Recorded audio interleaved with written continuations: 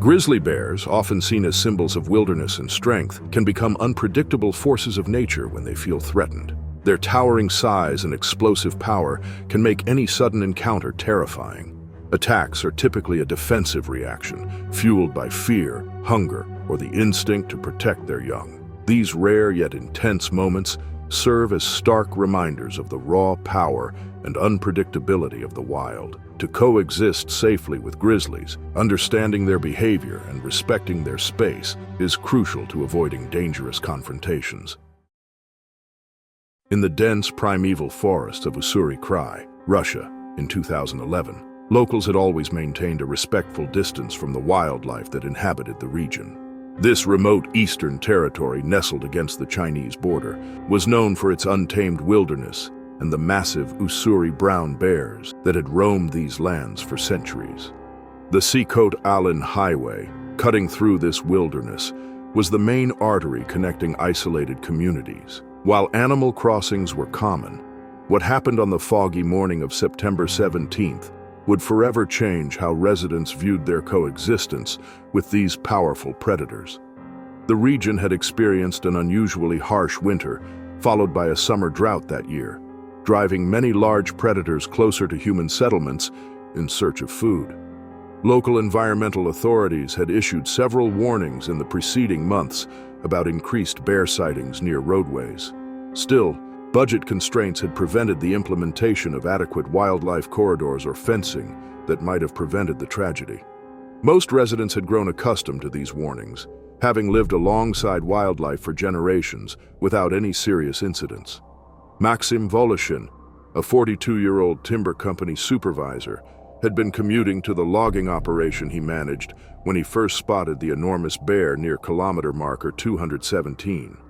The beast stood nearly 10 feet tall on its hind legs, with a distinctive white patch on its chest, a male in his prime that locals would later identify as one they had nicknamed Ghost, for his ability to appear and disappear without warning.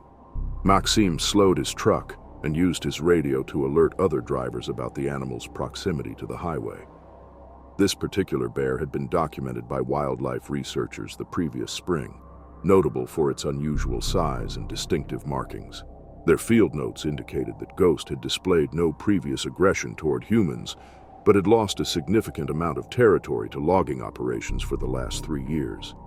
The researchers had recommended creating a protected zone around his known territory, but economic pressures had delayed any action on their proposal. Maxim himself had attended one of the community meetings where these concerns were discussed, but like many locals, had considered the risk manageable. Ekaterina Sorokina, 35, a veterinarian returning from an emergency call at a remote farm, received the warning but didn't pay much attention to it.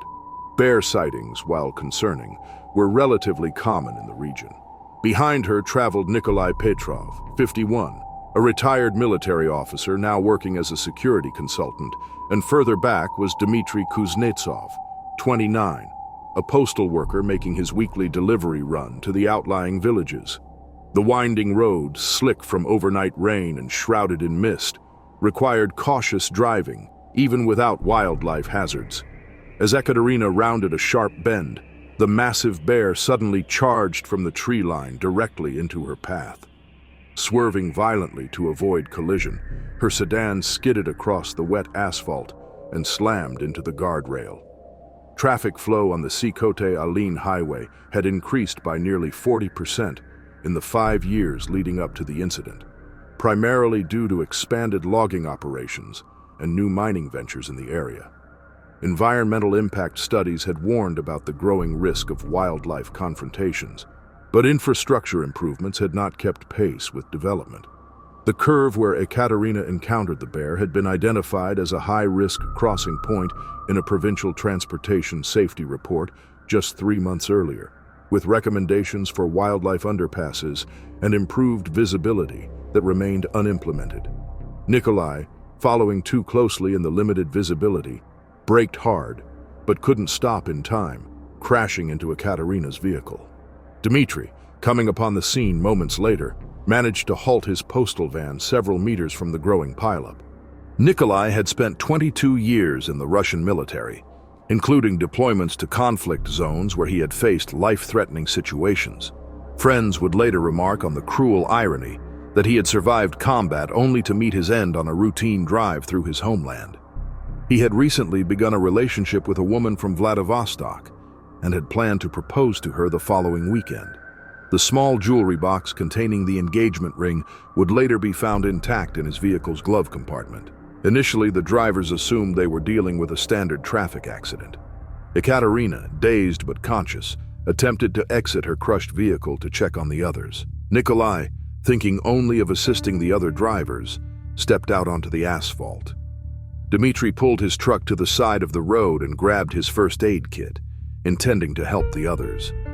Local hunters familiar with the region's bear population would later explain that September marked a critical feeding period before winter hibernation, when bears became particularly territorial and aggressive over food sources. The bear had likely been feeding on wild berries and salmon in the area, building crucial fat reserves for the coming winter. The combination of territorial instincts and the disorienting noise of the crash created perfect conditions for triggering an aggressive response in even a normally cautious animal. What happened next occurred with such brutal swiftness that later investigators struggled to piece together the sequence of events. The bear, rather than fleeing the commotion as wildlife typically would, charged directly at Nikolai. Wildlife experts would later theorize that the crash sounds had triggered a territorial response, or possibly that the bear had been injured in a previous encounter with humans, which had fostered aggression. Nikolai had no time to retreat to his vehicle. The bear's massive paws struck him with such force that witnesses reported hearing the impact over the sound of idling engines. The attack lasted less than 30 seconds, but the damage was catastrophic. When the bear turned its attention toward Ekaterina, who had frozen in horror halfway out of her car, she attempted to scramble back inside. The bear's jaws clamped around her leg, dragging her screaming onto the pavement. Dmitry, witnessing the attack from just meters away, frantically honked his horn and flashed his headlights, attempting to distract the animal. For a moment, the strategy seemed to work. The bear released Ekaterina and turned toward the postal van. Dmitry seized this opportunity to rush forward, helping the severely injured woman back toward his vehicle. They had almost reached safety when the bear charged again. What saved Dmitry's life was the arrival of Viktor Antonov, a 64-year-old hunter who happened upon the scene. Viktor, armed with a hunting rifle, fired warning shots into the air. The bear, momentarily startled, retreated several meters into the edge of the forest, but didn't flee completely. Dmitry managed to pull Ekaterina into his van and attempted to administer first aid, but her injuries were too severe. By the time emergency services arrived, summoned by Viktor's satellite phone, she had succumbed to her wounds. Viktor had spent his entire life in the region and had encountered bears dozens of times throughout his hunting career. His quick thinking drew from decades of wilderness experience, and in later interviews, he emphasized that he had intentionally fired warning shots rather than attempting to kill the bear outright. "These animals are not monsters," he told regional news outlets. "They are powerful creatures defending what they perceive as threats. The tragedy is that our worlds now overlap in ways that make conflict inevitable." His compassionate perspective would later influence regional wildlife management policies that sought a balance between human safety and conservation. Nikolai had died instantly in the initial attack. When authorities finally secured the scene, they discovered a third victim, Maxim Voloshin, whose truck was found empty 100 meters up the road. Investigators determined he had likely left his vehicle after witnessing the beginning of the incident, perhaps intending to warn or help the others, only to encounter the bear himself. Regional wildlife authorities organized a tracking team that located and euthanized the bear 2 days later. Examination revealed it was suffering from an infected wound, likely from a poacher's trap, which veterinarians suggested could have contributed to its unusual aggression. The autopsy of the bear also revealed concerning levels of environmental toxins in its tissue samples, particularly heavy metals associated with mining operations that had contaminated local waterways. The Regional Environmental Protection Agency subsequently launched an investigation into industrial pollution that resulted in significant fines for 2 mining operations upstream from the attack site. Conservationists successfully argued that habitat degradation had forced wildlife into increasingly frequent contact with human infrastructure, creating conditions in which such tragedies became more likely. In the aftermath, local officials implemented new safety protocols for the highway, including wildlife detection systems and emergency call boxes every 5 kilometers. Viktor Antonov, the hunter whose arrival prevented further casualties, established a community educational program about bear safety that continues to this day. For residents of Ussuri Krai, the incident served as a somber reminder of nature's unpredictability. A small memorial now stands at kilometer marker 217, where travelers often pause to leave flowers for the 3 victims of what became known locally as Black September Morning, a tragic collision between human development and wildlife that residents pray will never be repeated. The families of the victims later established the Sikhoty-Alin Wildlife Coexistence Foundation, which has become an influential voice in Russian conservation circles.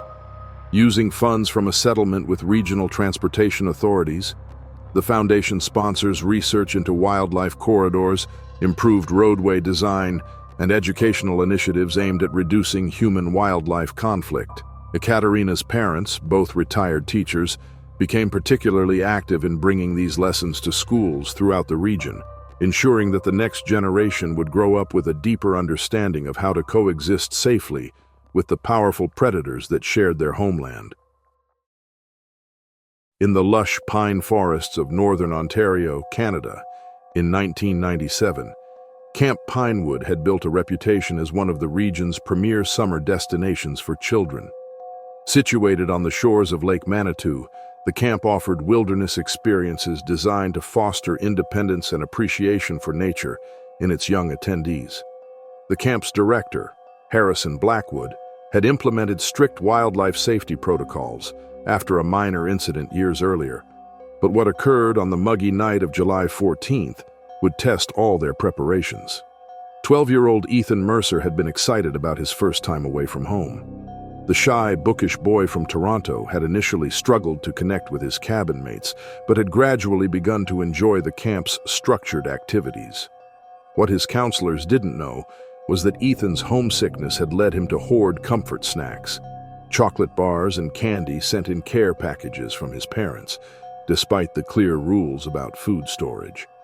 The counselor assigned to Ethan's cabin, Marcus Fenton, had performed the standard evening inspection but missed the small stash of sweets hidden in Ethan's sleeping bag. This oversight would have devastating consequences just hours later.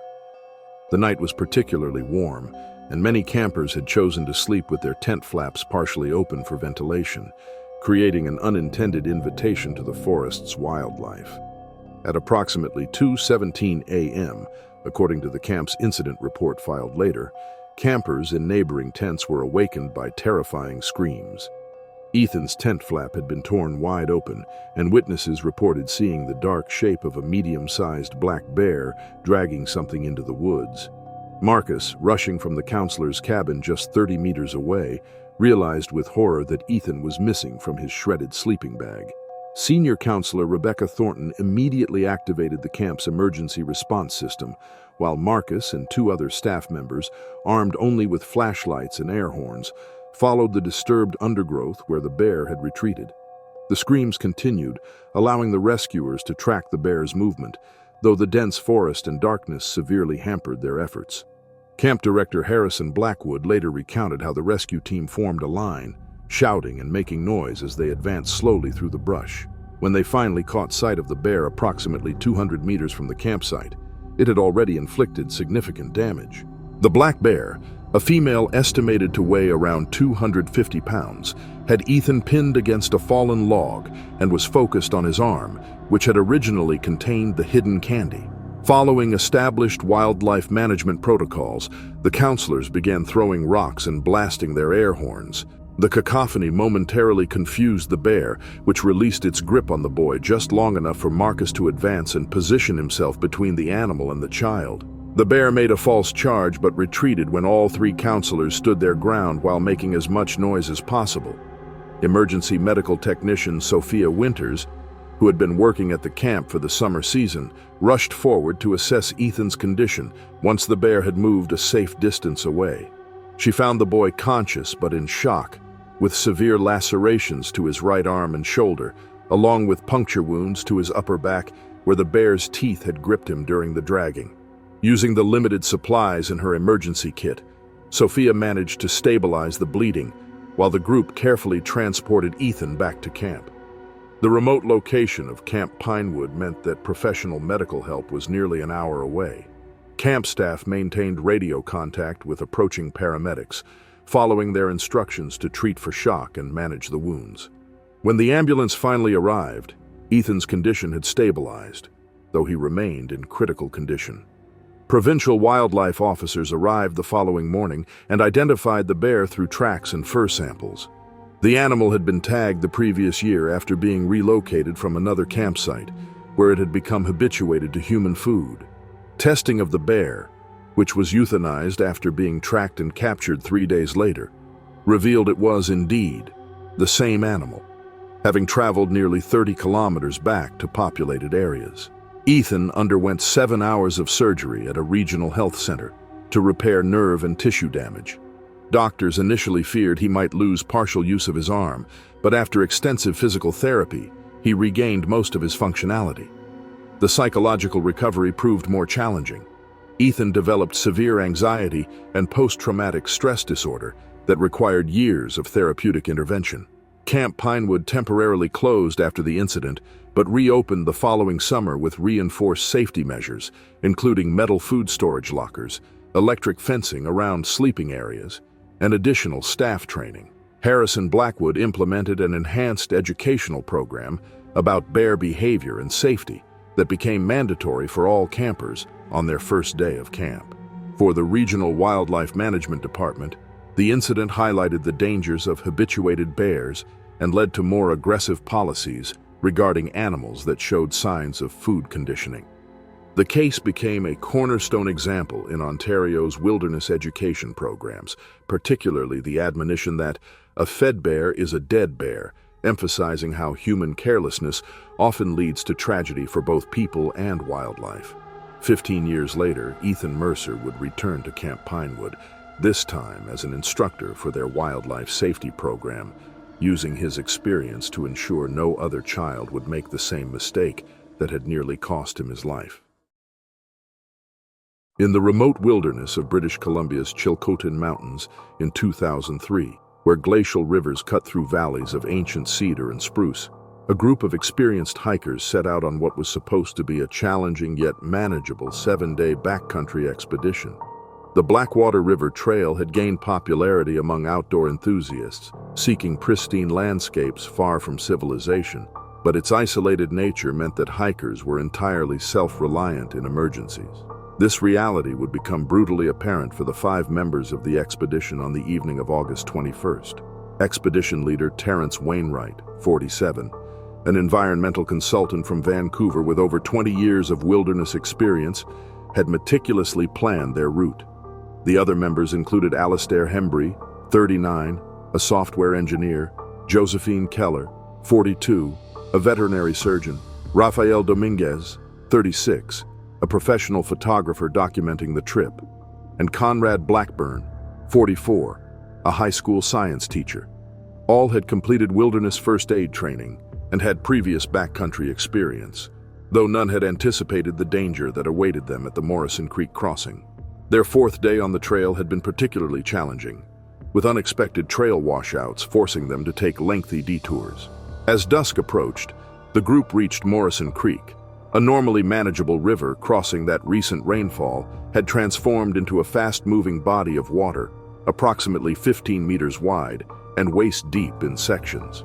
Terrence consulted his topographical maps and determined that crossing immediately, despite the fading light, would be preferable to camping on the exposed bank and potentially facing even higher water levels the following morning if rain continued. The crossing point selected featured a gravelly bottom with relatively consistent depth. Terrence demonstrated proper crossing technique, facing upstream, using trekking poles for stability, and maintaining 3 points of contact with the riverbed at all times. The hikers formed a line, spaced approximately 2 meters apart, with Terrence leading, followed by Alistair, Josephine, Raphael, and Conrad bringing up the rear. What the group didn't realize was that a large male grizzly had established a fishing territory approximately 50 meters upstream. The bear, later estimated by wildlife officials to weigh over 800 pounds, had been successful that season, catching numerous salmon at this location. Conservation officers subsequently determined that the bear was likely protecting its feeding ground rather than hunting the hikers. The group had progressed approximately 2/3 across the river when Alistair lost his footing on a slippery rock. His heavy backpack shifted, further destabilizing him, and he fell sideways with a substantial splash. The noise immediately attracted the grizzly's attention, which abandoned the fish it had been consuming and charged downstream toward the disturbance. Terrence, having reached the far bank, turned back to assist when he spotted the massive bear barreling through the shallow water toward his struggling companion. He shouted warnings to the others, but the rushing water drowned much of his voice. Raphael, who had been documenting the crossing with his camera, captured the horrifying sequence that followed. The bear reached Alistair before he could regain his footing. With one powerful swipe, it knocked the hiker fully into the current. Josephine attempted to distract the animal by splashing and shouting, but the grizzly focused entirely on Alistair, dragging him under in a violent struggle witnessed by his horrified companions. Raphael and Conrad managed to retreat to the bank they had come from, while Terrence stood helplessly on the opposite shore. The attack lasted less than 30 seconds. The bear dragged Alistair's body to a sandbar midstream before abandoning it, possibly disturbed by the continued shouting from the other hikers. By then, darkness was falling rapidly. With the group now separated on opposite sides of the river and with an aggressive bear in the vicinity, establishing a safe course of action became critical. Using their satellite emergency beacon, they transmitted a distress signal with their coordinates. However, their remote location meant rescue would be delayed until morning at the earliest. The group maintained visual contact across the river throughout the night, using headlamps to signal each other while taking turns keeping watch. At first light, Raphael attempted to photograph the location where they had last seen Alistair, confirming their worst fears. His body lay partially submerged on a sandbar approximately 100 meters downstream. There was no sign of the bear. A helicopter search and rescue team arrived mid-morning, spotting the divided hiking party and recovering Alistair's remains. Analysis by wildlife forensic experts later confirmed that the victim had died from the initial attack, rather than drowning, with massive trauma to his chest and neck. Conservation officers tracked but were unable to locate the specific bear responsible. For the survivors, the emotional impact was profound. Terrence Wainwright, burdened by his decision to cross at dusk, withdrew from leading expeditions and became an advocate for enhanced bear safety education. Josephine Keller later collaborated with wildlife biologists to develop improved guidelines for river crossings in grizzly territory, emphasizing the importance of timing such activities during midday when bears are less active. The Morrison Creek incident led to revised recommendations for the Blackwater River Trail, including designated crossing points with elevated bear warning signs and the installation of several emergency communication stations along the route. For wilderness enthusiasts across British Columbia, the tragedy served as a somber reminder that in bear country, even experienced outdoors people must remain vigilantly aware that they are visitors in a predator's domain. On the rugged, windswept terrain of Kodiak Island, Alaska, in 2016, where some of North America's largest brown bears roam freely across vast wilderness areas, a research expedition designed to advance wildlife conservation through technology became a cautionary tale about the unforeseen consequences of human innovation. The incident that occurred on June 8th would fundamentally change wildlife research protocols across the continent. Dr. Nathaniel Harrington, 38, a renowned wildlife biologist specializing in ursine behavior, had secured substantial funding to test non-invasive monitoring techniques using uncrewed aerial vehicles. His four-person team included drone operator Cassandra Wellington, 29, a former military technician who had transitioned to wildlife photography, research assistant Tobias Merrill, 25, a doctoral candidate studying bear denning habits, and field technician Lawrence Abernathy, 34, an experienced wilderness guide native to the Kodiak region. The team had established their research base at the edge of the Karluk Lake watershed, an area known for its dense population of Kodiak bears. Their project had received all necessary permits, with protocols specifically designed to minimize wildlife disturbance. The custom-built drone featured reduced noise technology and maintained a safe operational distance of 70 meters from subjects. This distance had proven effective during previous trials with black bears in Washington state. According to the expedition log recovered after the incident, the team had successfully documented 7 different bears over 3 days without any notable behavioral changes in the animals. On the 4th morning, they located a female with 2 yearling cubs foraging in a coastal meadow approximately half a kilometer from their position. Weather conditions were optimal, clear skies with minimal wind, and Cassandra launched the drone to capture footage of the family group's feeding patterns. The operation proceeded normally for approximately 17 minutes. The technical investigation later determined that a manufacturing defect in one of the drone's stabilizing gimbals caused it to malfunction at 10:37 a.m. The aircraft suddenly lost altitude and descended rapidly, crashing approximately 15 meters from the mother bear. The unexpected noise and movement startled the cubs, which began vocalizing distress calls. The mother's reaction was immediate and aggressive.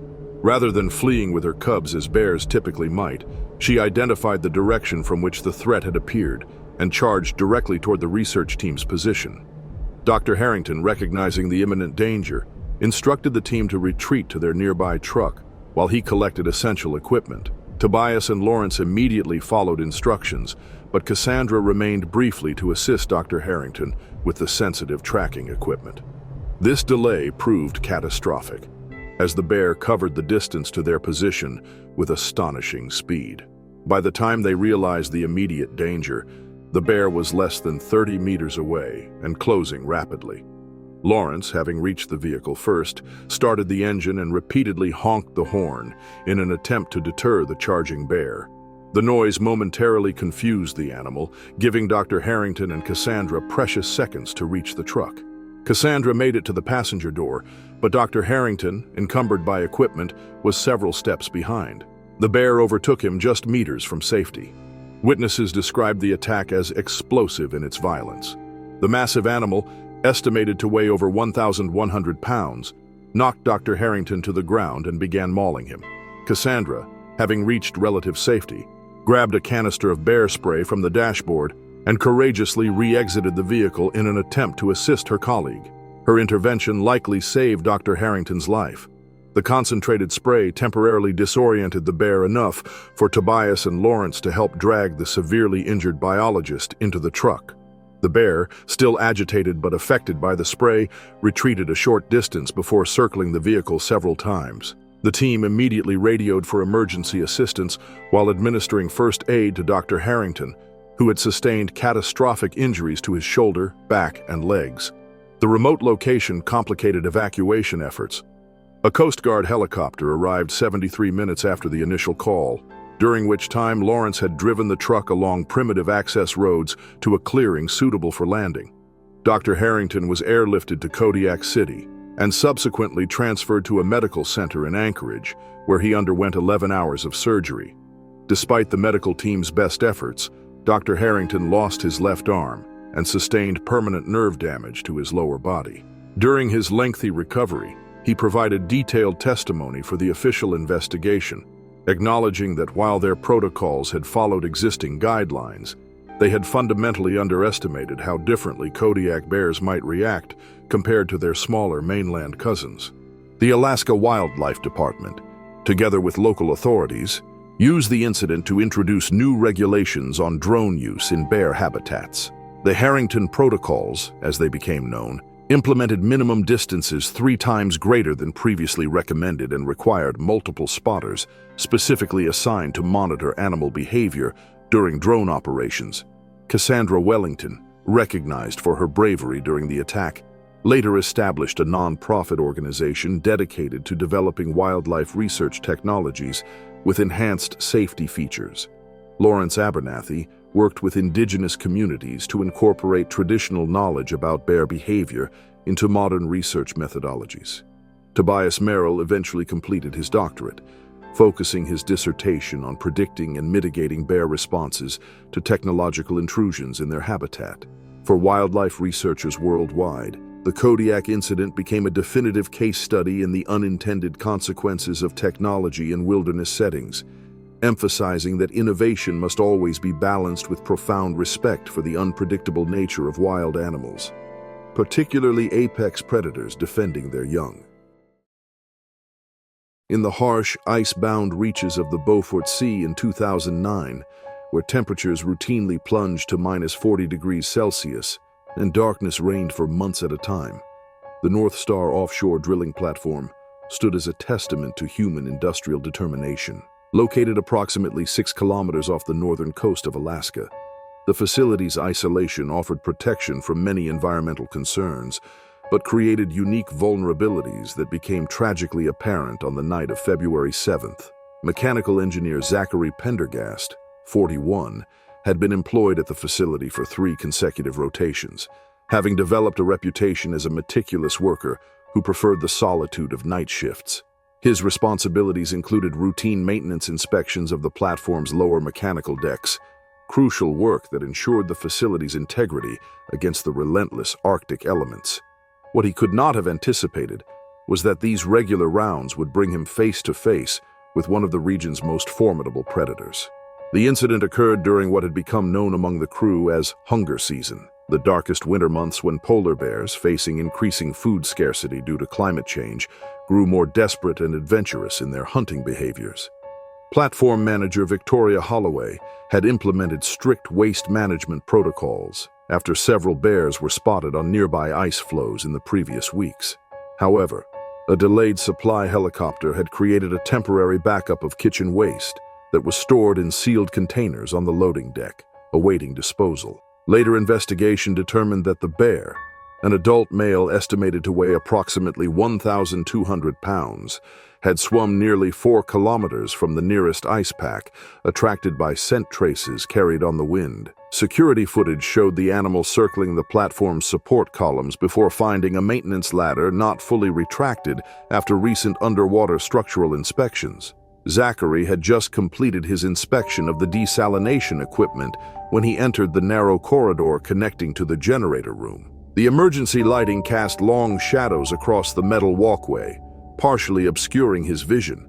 According to his subsequent report, he initially mistook the sounds of heavy movement for another crew member until he rounded the final corner and found himself less than 3 meters from the massive polar bear. The animal, disoriented by the unfamiliar environment and likely stressed from its long swim, immediately displayed aggressive behavior. Zachary, trained in wildlife encounters as part of standard Arctic industrial protocols, slowly backed away while maintaining eye contact with the predator. When the bear advanced, Zachary turned and sprinted for the nearest secure location, a storage locker used for electrical components. The narrow space, measuring approximately 2 meters by 1 meter, had been designed with a heavy steel door that automatically sealed when closed, a feature intended to protect sensitive equipment from potential fires, but which now served a more immediate protective purpose. Zachary managed to enter the locker and secure the door mere seconds before the bear reached his position. What followed was 23 minutes of sustained terror, documented by Zachary's frantic radio communications with the platform's security center. The bear, apparently frustrated by the near miss of potential prey, attacked the locker with extraordinary persistence. Its massive claws left deep gouges in the exterior metal plating, and at one point, it managed to partially dent the door frame, creating a small gap through which Zachary could see one of the animal's eyes. Security Supervisor Morgan Eastlake coordinated the emergency response, assembling a team equipped with flare guns and air horns, non-lethal deterrents designed to frighten rather than harm wildlife. The four-person squad navigated carefully through the narrow corridors, making sufficient noise to alert the bear to their approach. When they finally reached Zachary's position, they deployed multiple flares, creating startling light and sound that finally drove the bear away from the damaged locker. Platform security tracked the animal's movement through the facility using closed-circuit cameras, guiding it toward an exterior deck where emergency protocols required deploying an inflatable slide, typically used for evacuations. By creating a path of least resistance, they successfully encouraged the bear to exit the platform the same way it had entered, returning to the sea. Wildlife authorities, notified immediately after the incident, dispatched a tracking team that located the bear 2 days later on an ice floe approximately 15 kilometers from the platform. The animal was tranquilized, tagged with a GPS tracker, and relocated farther north into areas with more stable sea ice and better hunting opportunities. Zachary suffered no physical injuries, but experienced severe psychological trauma that required extensive counseling. He never returned to offshore work, instead accepting a position at an onshore processing facility where he later helped develop enhanced wildlife deterrent systems specifically designed for Arctic industrial installations. The incident prompted a comprehensive review of security measures across all North Slope oil operations. The North Star platform implemented several innovations, including enhanced motion detection systems calibrated to differentiate between human and animal movement, electromagnetic barriers on all potential access points, and improved waste containment facilities. These measures were subsequently adopted as industry standards throughout the Arctic region. For polar bear researchers, the incident highlighted the increasing frequency of human-bear interactions as climate change diminished traditional hunting territories. Dr. Eleanor Whitaker, a leading authority on Arctic marine mammals who studied the case extensively, noted that the bear's extraordinary effort to reach the platform represented a worrying adaptation to diminishing natural food sources, behavior that would likely become more common as sea ice continued to recede.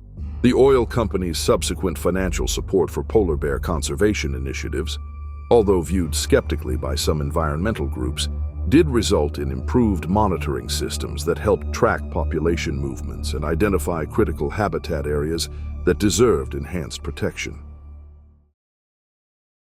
In the breathtaking alpine meadows of Kashmir's Gurez Valley in 2018, where wildflowers carpeted verdant slopes beneath the watchful gaze of the Himalayan peaks, experienced mountaineer Sebastian Hollingsworth embarked on what he had planned as a challenging but manageable solo trek. The 36-year-old British adventure photographer had accumulated impressive credentials on 4 continents, but his extensive experience would prove insufficient against one of the region's most elusive and dangerous predators.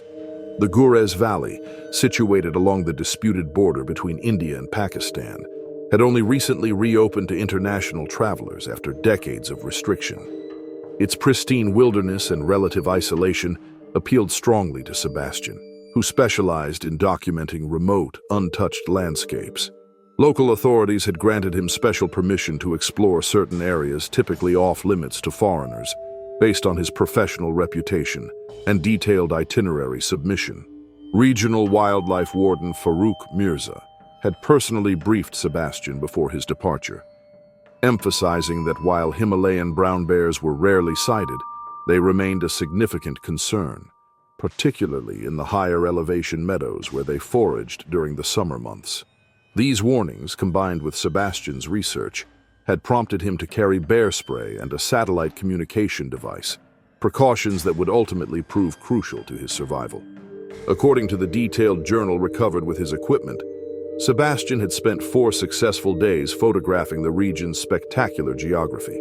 On the 5th morning, September 24th, he ascended toward Kalapani Pass, planning to document the sunrise over the valley below. His notes indicated awareness of fresh bear scat along the trail, but no direct sightings. What Sebastian couldn't have known was that he had entered the territory of a female bear with 2 cubs, who had established a temporary den beneath a rocky overhang, approximately 300 meters from his chosen photography position. The attack occurred at 6:27 a.m., according to the timestamp on Sebastian's last photograph, a stunning image of alpenglow illuminating distant peaks. The bear charged without warning from a cluster of rhododendron bushes, covering the 40 meters between them in seconds. Sebastian had no opportunity to deploy his bear spray before the initial impact knocked him down a steep embankment. Local shepherd Imran Bakhsh, tending his flock nearly a kilometer away, heard distant shouts and the distinctive vocalizations of an agitated bear. Using his binoculars, he witnessed the attack already in progress and immediately contacted authorities via his military-issued radio, a common tool for civilians in this border region. The bear, later estimated to weigh approximately 400 pounds, inflicted catastrophic injuries to Sebastian's lower extremities in a sustained attack lasting nearly 4 minutes. What likely saved his life was the steep, rocky terrain, which allowed him to wedge himself between two boulders that the bear couldn't fully reach. Despite his severely compromised position, Sebastian managed to deploy his bear spray, creating enough of a deterrent to cause the animal to retreat temporarily. Using this brief respite, Sebastian activated his emergency beacon and applied rudimentary first aid using supplies from his pack. When the bear returned approximately 20 minutes later, seemingly determined to extract him from his defensive position, Sebastian discharged his remaining bear spray, which provided just enough time for the animal to become distracted by the approach of Imran Bakhsh and 2 other shepherds who had bravely responded to the emergency. The shepherds, armed only with walking sticks and noise-making equipment, created sufficient commotion to discourage the bear from further aggression.